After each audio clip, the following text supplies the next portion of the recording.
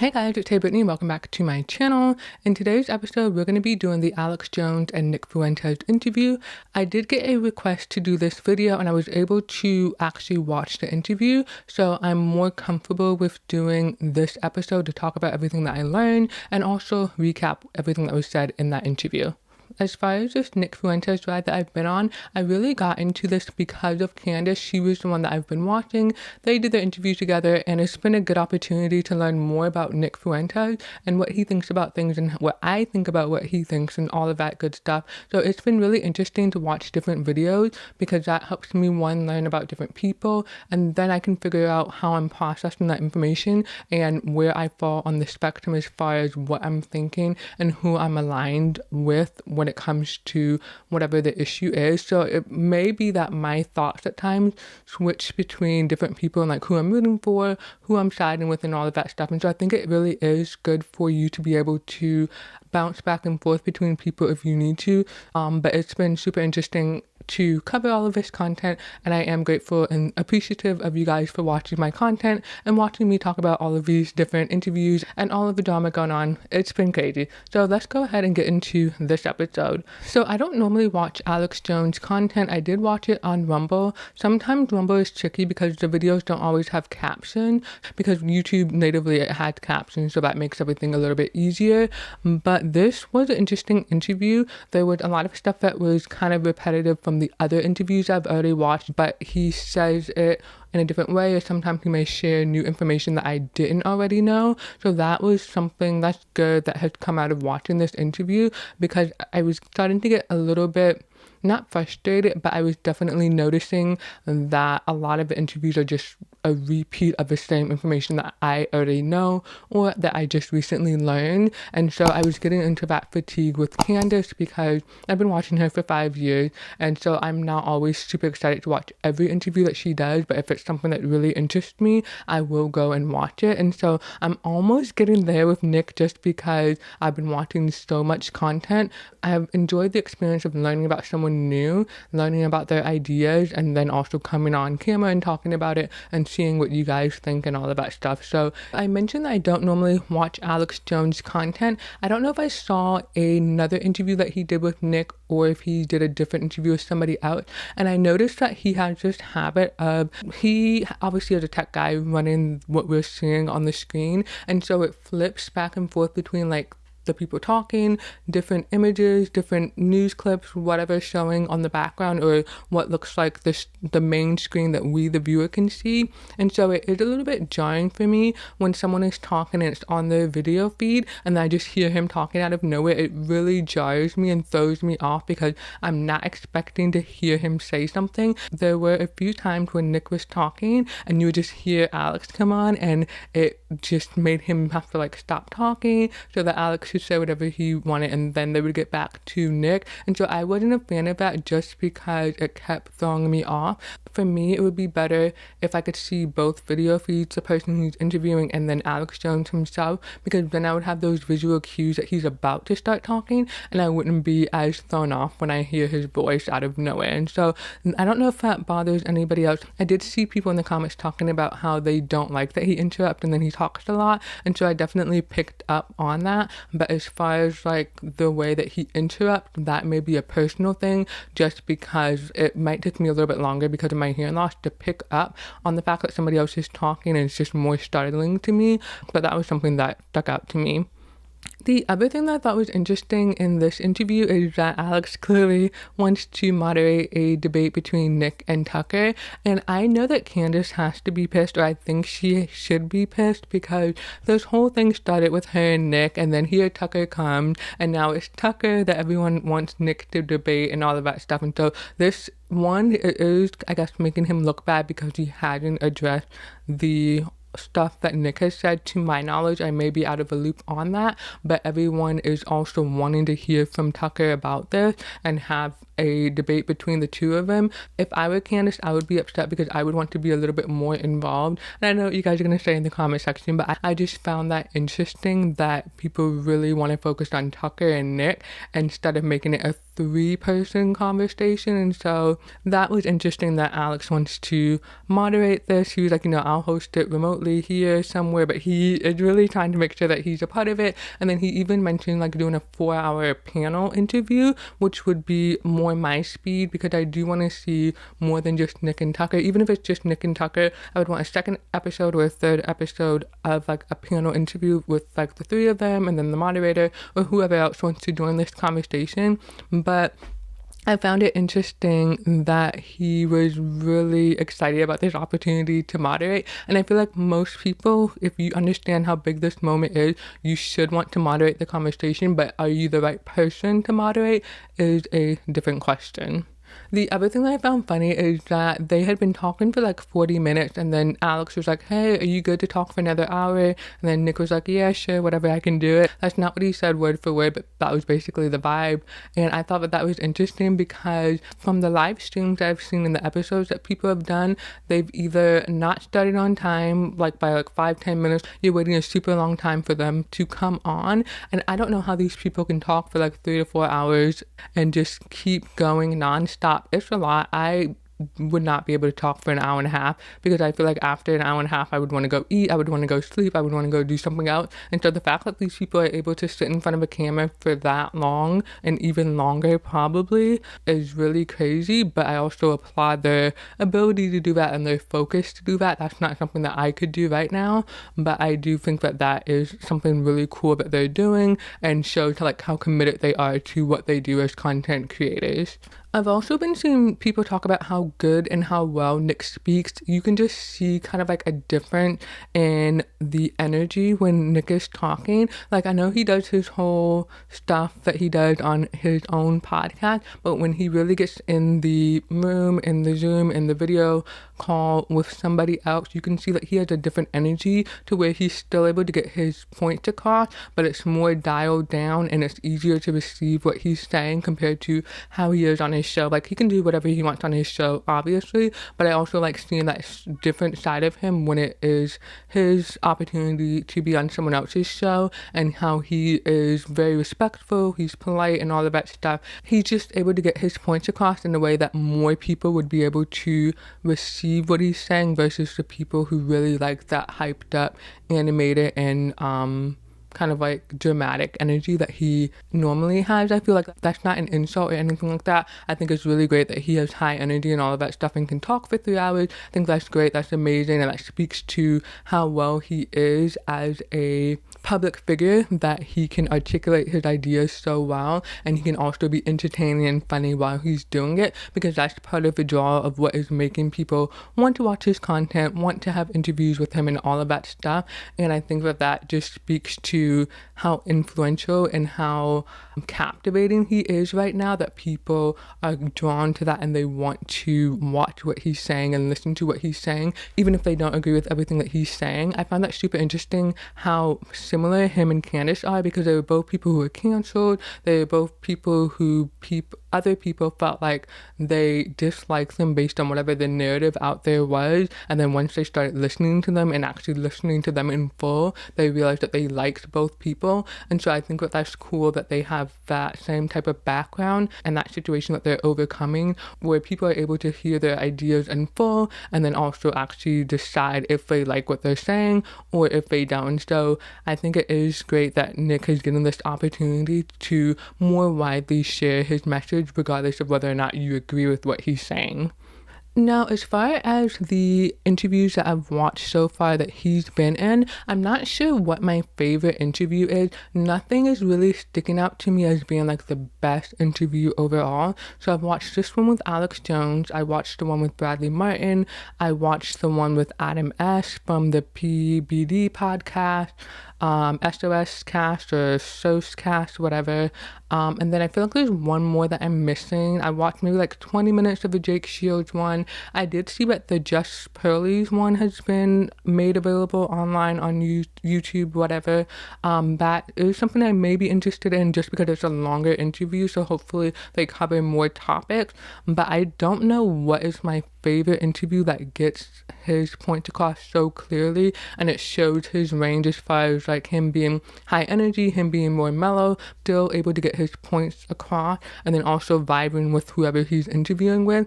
So I think that all of that matters, and I don't know what my favorite interview has been so far, so I'm just gonna keep looking to see what else is out there and if there's anything else that catches my eye. Okay, so let's get into the actual interview with Alex Jones. So in all of his interviews, he's basically recapped the situation, starting with his interview with Candace going on Tucker, him responding to Candace and Tucker, Candace interviewing Milo, and then Elon entering the fray. We had the Tate brothers and then Alex Jones. So we do have quite a bit of people getting mixed up in this. So he recapped all of that, and he really hit home that like he, I guess, is not necessarily concerned about Tucker the most, but he really wants to sit down with Tucker. And he says that he has not met Tucker. He doesn't know Tucker very well as far as like having like a personal relationship with him. They don't have that. And so he was just saying like, you know, I was working with Joe Kent, he burned me. Tucker got upset about this. He was like, why, if you are America first, why are you burning him? You guys are on the same team, blah blah blah. He talks about how there's this hit article or a hit piece written about him, and he kind of connected it to Tucker. And then also he was just explaining how he feels like Candace and Tucker were punching down in what they were saying about him and how they were talking about him, because they have huge platforms. Tucker has 17 million, they were saying, and Candace had about 4 million. I thought she had on YouTube.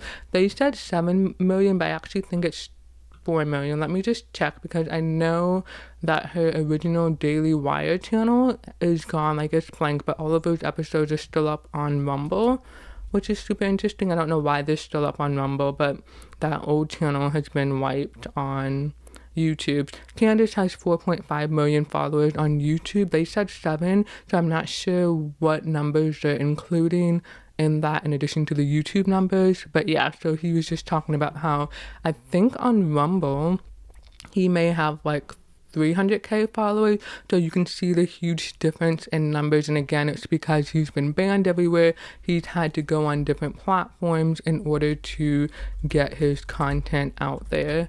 So let me see how many followers he had. He had about 240k followers on Rumble.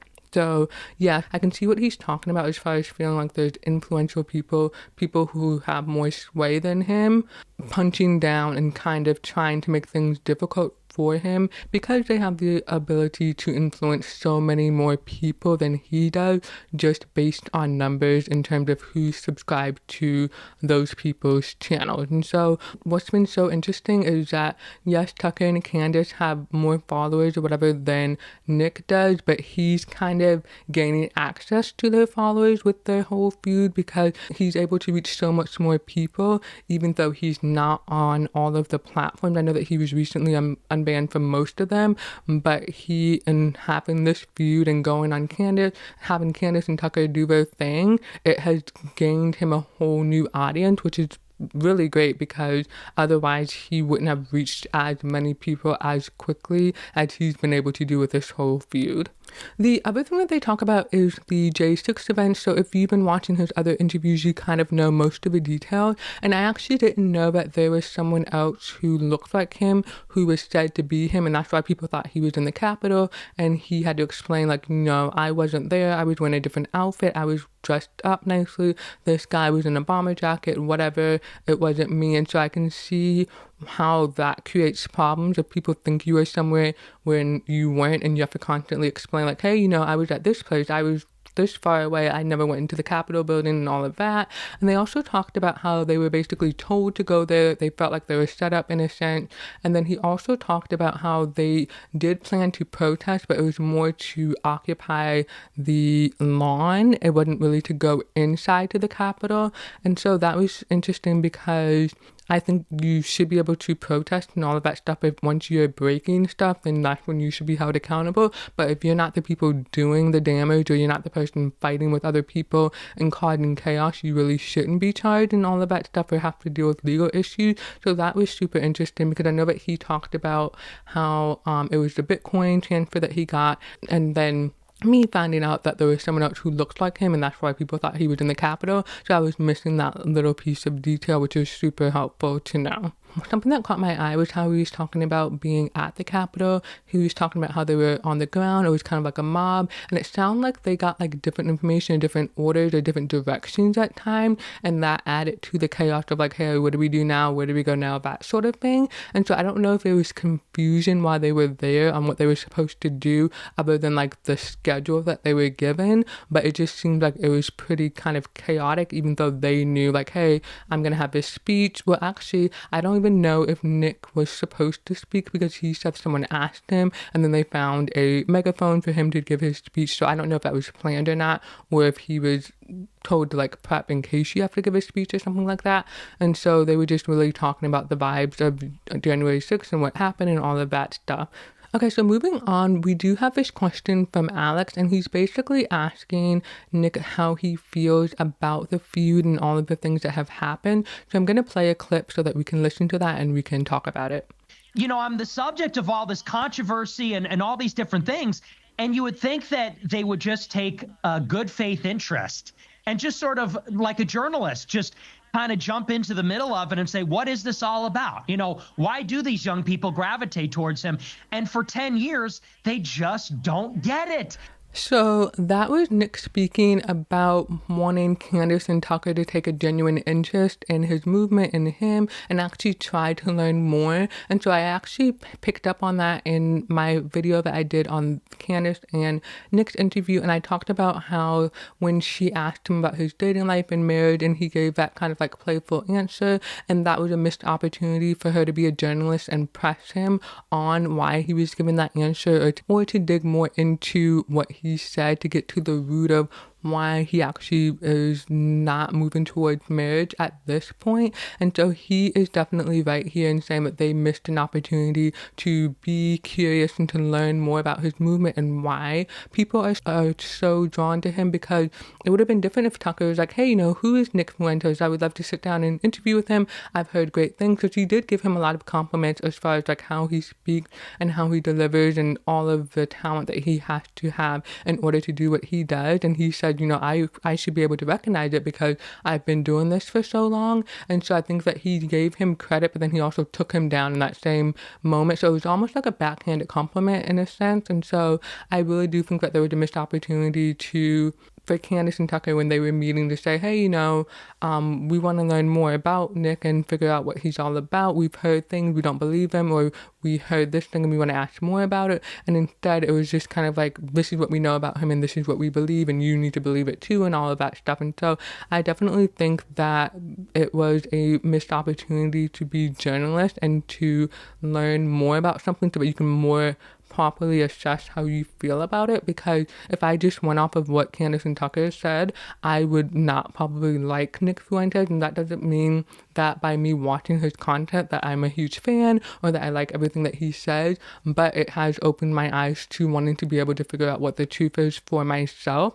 and figure out whether or not I believe what they're saying, believe what this person is saying, and so on. And so it's opened the door in a sense for everyone to learn more about Nick Fuentes, because as soon as I watched that interview with Candace or heard about that moment, I instantly wanted to know what Nick was going to say. And if you've been paying attention and you know these different people, I think you would have been curious as well as to what was going on, what the response was going to be, what the next step was going to be, and all of that good stuff. And Alex Jones, when he kind of responds to this, he's like, hey, you know, I understand like what you're going through because I've been through it too. And then he's talking about how like, you know, these people who are against you right now, if they're not being given their talking points, why are they reacting this way? Why are they not wanting to debate you? Why are they not wanting to have you on? Because I think most people who are paying attention to politics, or at least this type of politics, they understand how big this moment is. And I feel like anyone who is interested in this drama and this beef that is going on in this public feud, they would want to get in and either moderate it, be part of the panel or whatever, because this is eyes on them as well. And so I thought it was funny with how Alex was like really pitching to be the moderator, and then also he was talking about the ratings and like the ratings of how big this moment was and how many viewers this is going to bring. So why would you miss that opportunity to bring a whole new set of eyes, a whole new audience to whatever it is you're about. And so I know some people may be scared of those numbers, especially if you don't know what's going to happen or what's going to be said. Because are you guys, if you are having a debate between Tucker and Nick, are you going to be like, hey, we can talk about this, we can't talk about that? Are there boundaries that are going to be set, or is it an anything goes type of debate where you can say whatever you want? How crazy is it going to get? All of that stuff. And so I can see from that aspect why someone would not want to have this type of debate with either Nick, Tucker, Candace, Charlie, Alex, whoever, because you don't know how it's going to go based on everything that has happened so far and how people are talking about this feud. So I can understand both how big this moment is and how scary it can be to not know whatever the outcome would be if you do take this debate on.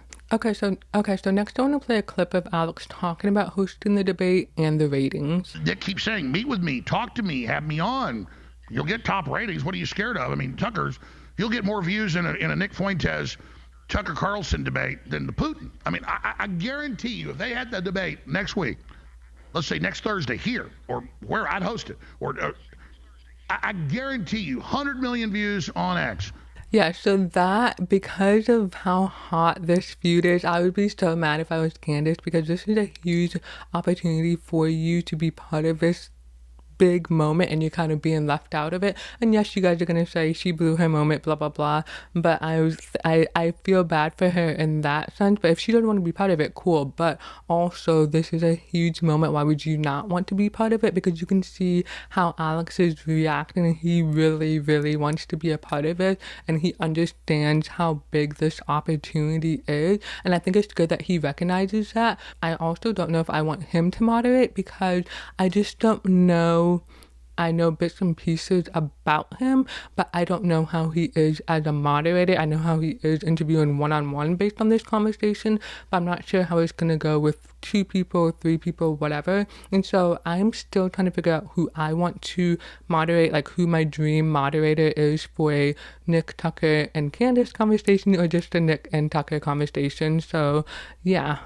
Okay, so moving on, they talked about what was going on in DC and how they are federalizing the law enforcement, and they really just talked about how DC, Chicago, LA, and New York City, those are really crazy, chaotic areas. They're dumps, there's a lot of crazy stuff happening, people are doing whatever, and it just makes it unbearable to be outside and dealing with other people who are just behaving poorly. And I can speak to that as someone who lived in New York City.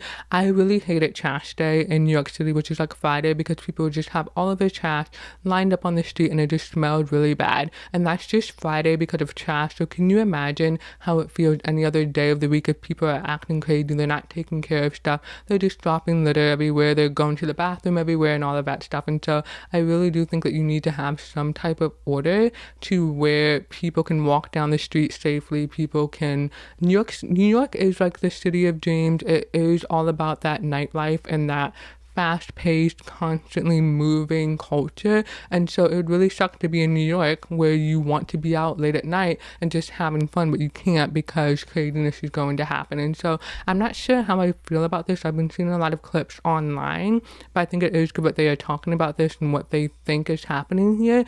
And they basically talked about how they are creating a quick response task force, and it's like a rotating task force of 600 people. And basically these people are going to be going to Arizona and New Mexico. And they talked about how they thought that this was actually just a strategy or a proactive response to outbreak or protests around the Iran war. And they were saying that they think that these protests are going to come from Democrats and all of that stuff. I don't know a whole lot about this situation, but that was their assessment of why they think this is happening, just to kind of keep order and prevent so many protests from happening, especially with what we've been seeing about the protests in LA, people blocking the freeway and all of that stuff. And something that caught my eye that Jones said when he was talking, he talked about the movie Civil War, and I can't remember the context that he brought it up in, but I've actually seen that movie, and I don't know if I watched it all the way through. It was on Netflix, but I went to go and look at it, and I couldn't find it, so I don't know if it's on a different platform now, but I didn't really like that movie. It was kind of chaotic. It's basically about a war photographer, and she is traveling, I don't know where she's traveling from, but she's traveling from some city by car, and there's all of this chaos. There's no no organization.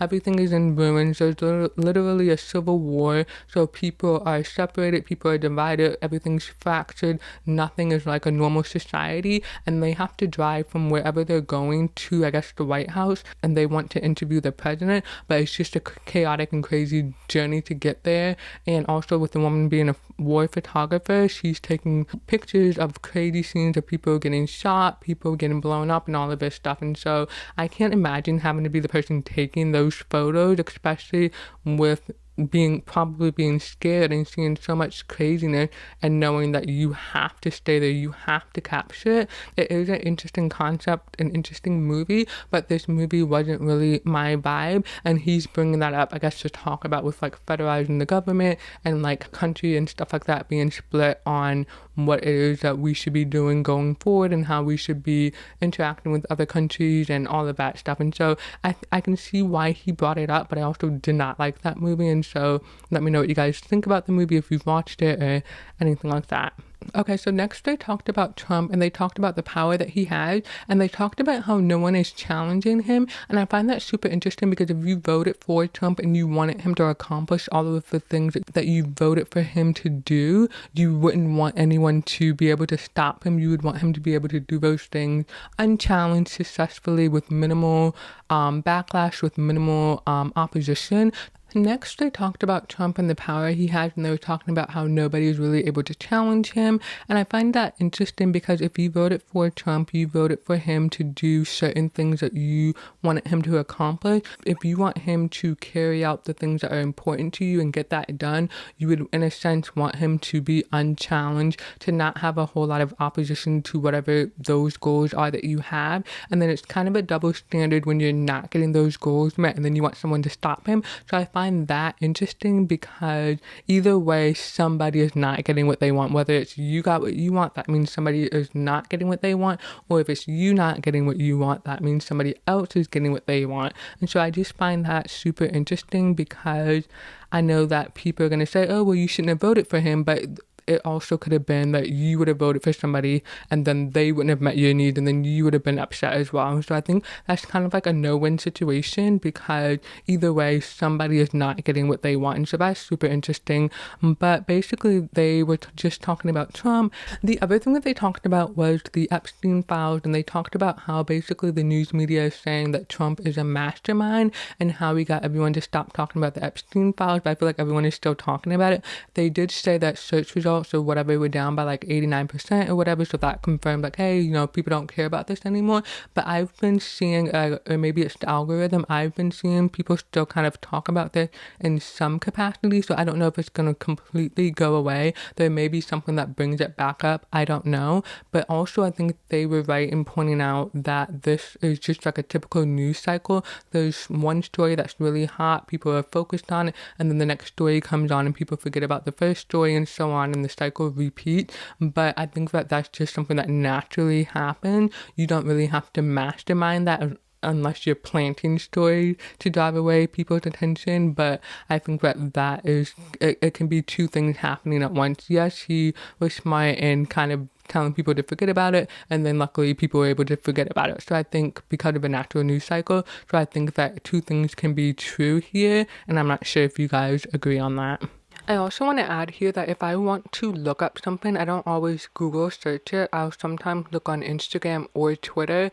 Twitter is usually better because you can see instant responses, especially if you're like watching a TV show or something like that, and you can more quickly see what other people are saying. I feel like Google is more for like articles and stuff like that, so I don't know if that is also contributing to a decline in search results. The other thing that I found interesting was the term panicking. I've never heard that before this interview, and basically they showed a screenshot and it was just saying that a panicking is dangerous people who can't handle pressure. So basically I found out that this word was made up by Trump, and it's related to the public response around the impacts of tariffs on the country and other countries and all of that stuff. And so basically it was talking about a culture of people panicking and kind of like abandoning Trump or criticizing him instead of just letting things go and flow like they naturally they would, like, just instead of having a wait and see approach, people were just panicking. And so this was some way that he came up to kind of, I guess, troll people and just get them to calm down. So I have not heard that term before, and it was interesting to learn that in this interview. Okay, so the next thing that they talked about was Iran, and I don't really know all of the politics around this situation. I know that it's an issue with Israel and Iran. It's the Middle East issue, like who has power over the region, and then there's also the issue of Iran and their weapons, their military weapons, and all of that stuff. And so I was a little bit confused and lost when they were saying that they believe that because of how short the Iran war was, it was a 12-day war, and we were supposed to bomb Iran multiple times and all of that stuff, and instead we pulled out and did the war and all of that stuff. And Nick is saying this in the interview, and I did read the interview that I did read the article that Nick mentioned, and it basically lays out like, hey, you know, this was supposed to be a war, it was supposed to hurt Iran, we weakened them, but they just replaced and got new people and continued defending themselves. And so this didn't really do what it was expected to do. And so then he's talking about how he thinks that the Epstein files are like a punishment for Trump. And I didn't really understand. So from what I know, we had Trump saying, hey, you know, we need to look into the files. We need to figure out what happened to Epstein. Then we had the binders. Then we had the client list is on my desk. And then now we have, hey, there's no client list. This is closed. We're done with this situation. And so I don't know if he's saying the punishment is that we can't get the files. He can't release the files. He has to say, hey, you know, this is a done issue. We're not talking about it. We're moving on. So I don't know if that's the punishment. So if anybody feels comfortable, you can comment that down below. But I was really lost when they were talking about that because I didn't know what the Epstein scandal was. Is it the fact that it happened? Is it the fact that we want the files released and they can't be released? I don't know. So just let me know if you feel comfortable doing that in the comment section. And then the other thing that came up is that they think that the Epstein files are going to be used to impeach Trump. I don't know anything about that, but I know that people are demanding like a investigation into exactly what is happening with the Epstein files and why they're not being released and all of that stuff. So I don't know what is going to happen, but I think anything is possible. So we'll just keep an eye on that. The other thing they talked about was the MAGA base, and basically they were saying that at this point Trump needs to make sure that he's doing things to please his voter base, otherwise he's going to lose support and this is going to hurt him in the long run. And then we know that Nick has been saying like he's not a fan of Trump anymore, he's abandoned Trump and all of that stuff. And so Alex is really saying like, you know, hey, we need to take control of the Republican Party, we need to make sure that we can keep control. And then he also specifies that he's not MAGA, he's 1776, and I don't know what that means. I know what that date is referring to, but I like that both him and Nick are saying like, hey, I am America. But I thought that Nick's I am America, I'm whatever, I thought that speech that he had was a really good speech, and just the way that he delivered it, the passion was very different from what Alex was saying in this moment. And so I think that speaks to the difference in terms of their presence, the way they deliver their message. Not that I know a whole lot about Alex, but it just speaks to the fact that Nick is in a completely different ball game with how he presents himself, how he delivers his message, and just the simple fact of the way that he speaks. So going back to my point, I'm not entirely sure of the difference between 1776 and America First and MAGA. So I know MAGA, Make America Great Again. I know America First, and then 1776. I feel like I don't really know a whole lot about what that is supposed to represent and how it's different from America First, or are they the same thing or they're just different slogan, because I don't know if 1776 is like Alex Jones's thing, what he calls his followers or what they live by, whatever, and then America First is like Nick's thing and whatever. So I was really confused about that, but that was something new that I learned in this interview. I've actually seen Anthony Bryan Logan wear a hat with 1776 on it, and I don't know if that's literally just the date that he is advertising or promoting whatever when he's wearing his hat, or if that is a reference to what Alex Jones is talking about. And then interestingly, Alex continues talking,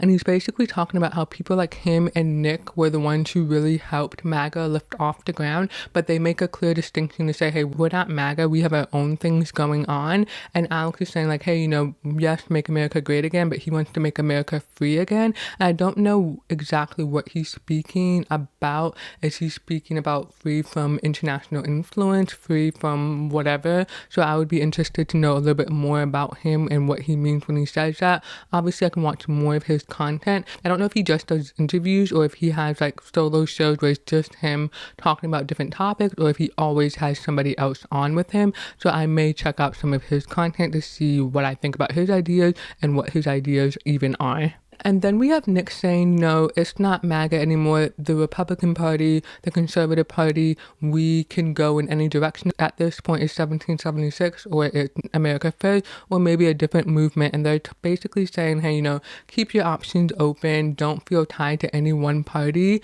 And I think that is good advice because you may find somebody who matches everything that you're looking for. They may be in a different party than you, whatever. You do need to be open to hearing other people's ideas so that you know where you land, because if you only know what's told to you, or if you only believe what your parents believe or what your family believes, and you don't know what else is out there, you don't really know what you believe. You're really limiting yourself to whatever's been taught to you or whatever is expected of you to do or to believe.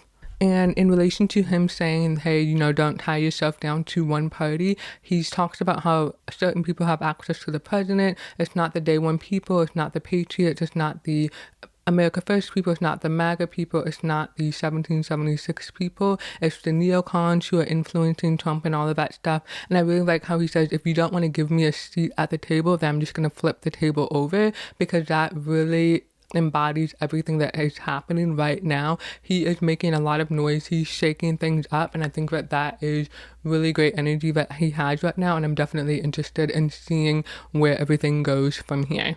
Alrighty guys, so that is my recap on the Alex Jones and Nick Fuentes interview. I did share my thoughts and opinions on the topics and subjects I was comfortable speaking on, but there are some things I still have questions on. I did a little bit of research before I started recording this episode, but I do want to look into a few more things. But I'm definitely glad that I watched this interview. I did learn some new information that I didn't know, even though I've watched a bunch of Nick Fuentes content, and it's really weird because there's a lot of repetitive stuff, but I know that that's probably expected because you do have talking points and you want to make sure that certain things are communicated and you want to be consistent in your interviews. I am looking for that piece of new information or new details that I don't already know, and I think that is going to be the thing that makes me want to watch an interview versus just feeling like I'm watching the same interview 100 times over. So yeah, thank you for watching this episode. I'll see you in the next one.